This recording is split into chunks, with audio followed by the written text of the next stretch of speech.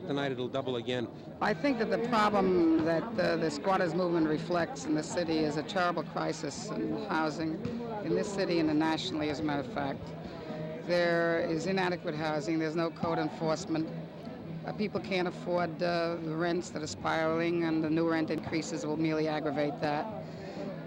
Good housing is being abandoned in order to create a future profit, real estate speculation. There's been institutional expansion without any regard to human rights and human expansion. I think that the housing crisis is so great in the city and nationally that we've got to reach the stage where both philosophically, politically, and economically we've got to declare housing as a fundamental human right.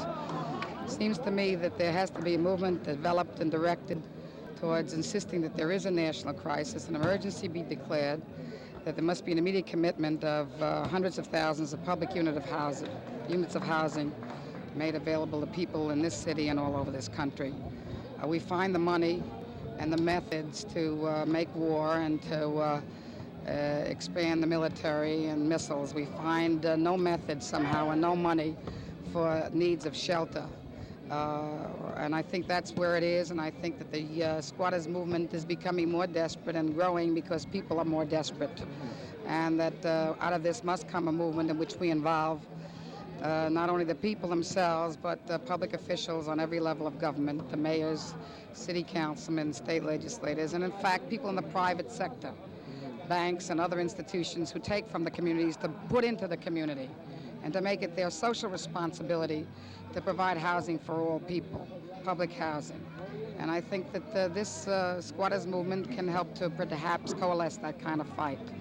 And it's necessary that we do so. In this particular incident, do you see any way in which this can be resolved? I think it can be if you involve the city and the landlords and the people involved in the community as to how to solve their common problems. And I think that on a neighborhood basis, you can have some strength too.